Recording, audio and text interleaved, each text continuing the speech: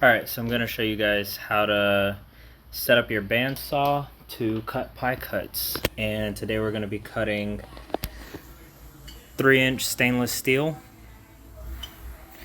And I'm going to show you it's kind of a process, but I'll show you like a way to do it if you don't have like a super fancy bandsaw.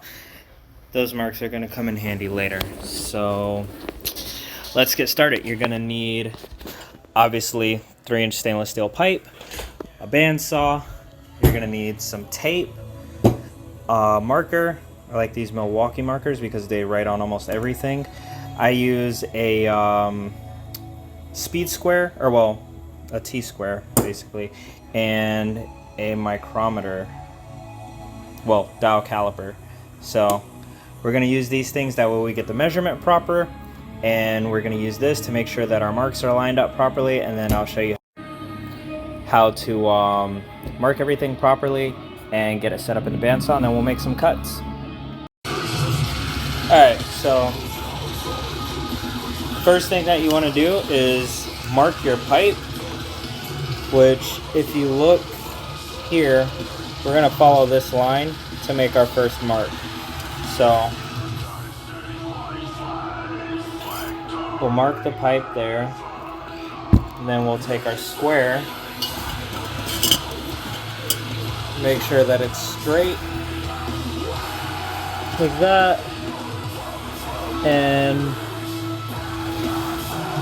you're basically using a square to make sure that you're square on the piece of metal, and then you draw a line. So after we draw a line, we're going to use our tape. So now what you want to do is take your tape, and we're going to overlap it just a little bit and try and keep it as straight as possible. We'll bring it down like a few millimeters off of the piece of pipe, and then you're just going to wrap it all the way around and trying to keep the tape as straight as possible.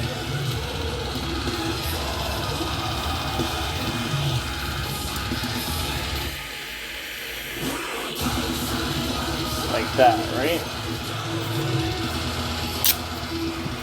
Alright, so once you have your tape on there, bring it like a few millimeters down. That way you could see the line. Get this to focus. That way you could see the line that you made earlier on your mark. And then we're going to take that same marker and just draw on that same exact line that we made earlier, our first line, because that's going to be our baseline.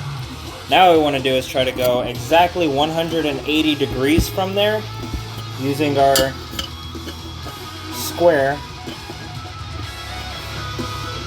We'll line it up. That way we know we're exactly 180 degrees. And we'll mark it on the other side. Like that. Once we made that mark, we do the same thing.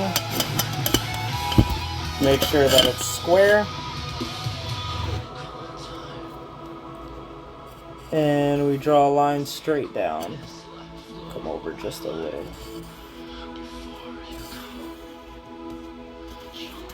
We'll draw the line just a little bit longer.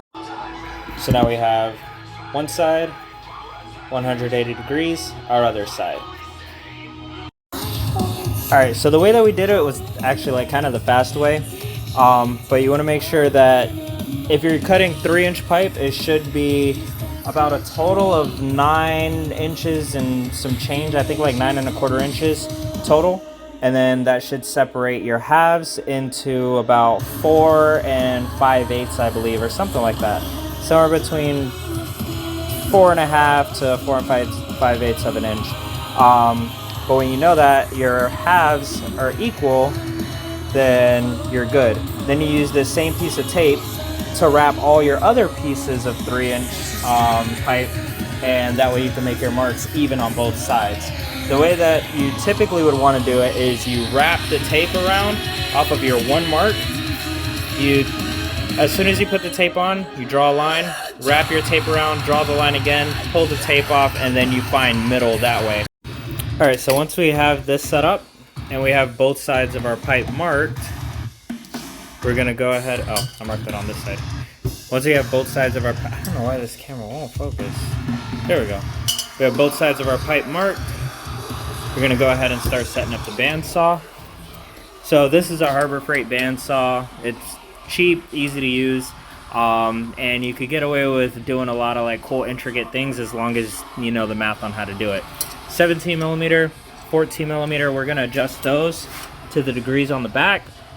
And what I like to go to is 7.5 degrees, so that when the pie cut is made, we get the full amount that we want. So when we cut, I think it's like 4 pieces, we get 45 degrees, and when we cut, I can't remember, I'll show you guys the number later, but when you cut a certain amount of pieces, you want to at least be able to get your 45 degrees, cut a few more, and get your 90 degrees.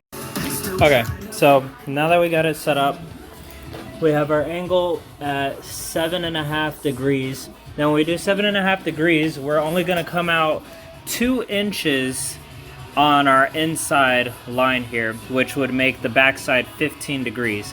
And then you take 15 degrees, and when you cut 6 of those pie pieces, you get a 90 degree pie. When you cut 5 of those pie pieces, you get a 45 degree. Yeah, I think it's 5 is 45 degrees and 6 is 90 degrees. I'm gonna include the website in a link when this video like gets to Instagram or YouTube.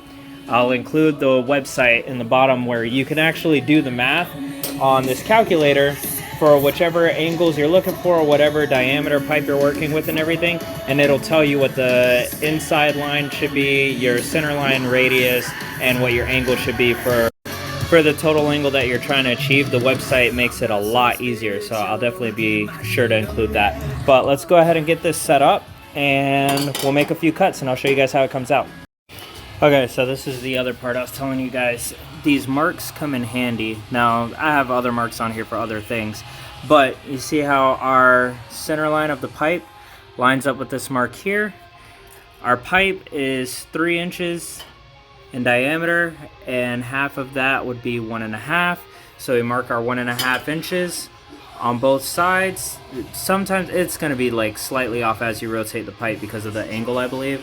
But we have that marked, and then we have our stopper set here so that our back side of the pipe is at 2 inches.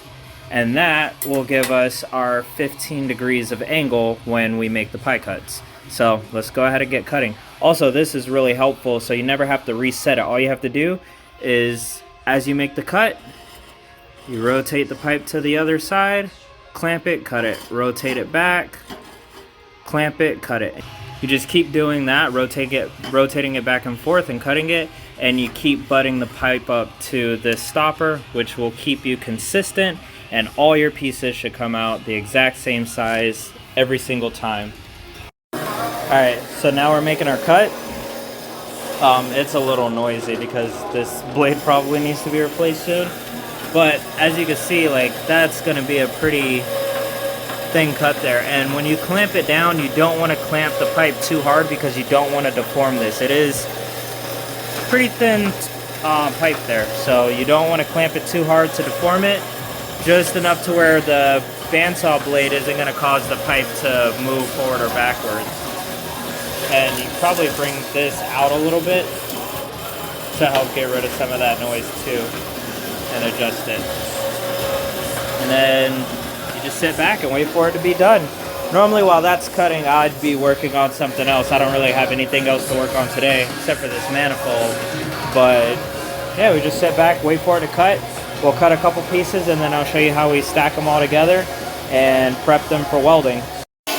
Another tip that I could probably throw out there, sometimes when this is really loud, what I like to do is I just take some vice grips. Make sure you don't put it where the blade's gonna cut, and I'll just clamp the vice grips on there to get rid of that noise, because you don't want the noise and chatter inside your cut at all either. So yeah. Alright, so we got our first cut off the bandsaw. And as you can see, the reason we needed to mark it on both sides is now we have an angle. So we don't have a part where we can just go straight off of a straight cut, like a baseline, zero, whatever you want to call it. So now we take this piece, We'll go ahead and rotate it.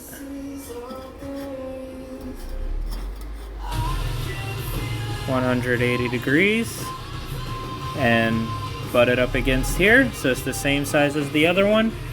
Make sure our marks line up, which, boom, there we go. And then we clamp it down. I like to use both hands though. When I clamp it down, I'll hold this to make sure it doesn't move at all. It doesn't like tilt back this way or get wedged at some point. So this is what your second piece should look like when you have it set up properly. Our lines are marked up. We have our shortest part of our pie cut on this side lined up here with our 2 inches lined up on the back here. And we're good to go. Okay, so we're cutting one more piece. But as you can see here, we got our 5 pieces. And I'll just show you how they stack up. And boom, we got our 45-degree angle, basically. In the next video, I'll show you guys like how we're gonna deburr them and clean up the edges. That way they sit like perfectly on each other, nice and smooth. Get rid of all these little pieces. I'll show you how to do it with the grinder. And if you have a belt sander, which is preferred, how to do it with the belt sander. Get those nice and perfect. Also, typically you're probably not going to use this piece, which is the first piece that you cut, which is completely flat on one end and has your angle on the other.